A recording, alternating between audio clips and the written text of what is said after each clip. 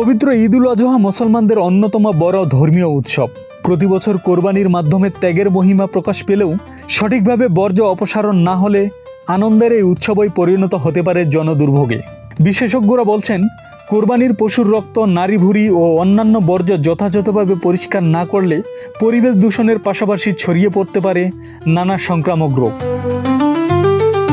দেশের বিভিন্ন শহর ও পৌর এলাকায় ঈদের দিন লাখ লাখ পশু কোরবানি দেওয়া হয়। ফলে অল্প সময়ের মধ্যেই বিপুল পরিমাণ বর্জ্য তৈরি হয়। এসব বর্জ্য দীর্ঘ সময় খোলা জায়গায় পড়ে থাকলে দুর্গন্ধ সৃষ্টি হয় এবং মাছি মশার উপদ্রব বাড়ে। এতে ডায়রিয়া, টাইফয়েড, চর্মরোগ সহ বিভিন্ন রোগ ছড়িয়ে পড়ার ঝুঁকি তৈরি হয়। জনস্বাস্থ্য বিশেষজ্ঞদের মতে, কুরবানির পরপরই বর্জ্য নির্ধারিত স্থানে ফেলতে হবে। পশুর রক্ত ও ময়লা পানি ড্রেনে জমতে দেওয়া যাবে না।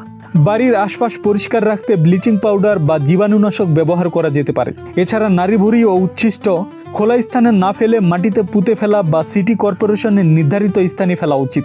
এদিকে রাজধানী সহ দেশের বিভিন্ন সিটি কর্পোরেশন ইতিমধ্যে কোরবানির বর্জ্য দ্রুত অপসারণে বিশেষ কর্মসূচি গ্রহণ করেছে। কোথাও কোথাও নির্ধারিত সময়ের মধ্যে বর্জ্য সরাতে অতিরিক্ত পরিচ্ছন্নতা কর্মী ও যানবাহন প্রস্তুত রাখা হয়েছে। পাশাপাশি নাগরিকদের সচেতন করতে চালানো হচ্ছে প্রচারণাও। বিশেষজ্ঞরা বলছেন, শুধু সিটি কর্পোরেশনের উপর নির্ভর না করে নাগরিকদেরও দায়িত্বশীল হতে হবে। কোরবানির স্থান আগে থেকে প্রস্তুত করা, পলিথিন বা বস্তা ব্যবহার করে বর্জ্য সংগ্রহ করা এবং নির্ধারিত নির্দেশনা মেনে চললে পরিবেশ পরিচ্ছন্ন রাখা সম্ভব। ত্যাগের এই উৎসব যেন জনভোগান্তির কারণ না হয়, সেজন্য সবাইকে সচেতন ও দায়িত্বশীল হওয়ার আহ্বান জানিয়েছেন সংশ্লিষ্টরা।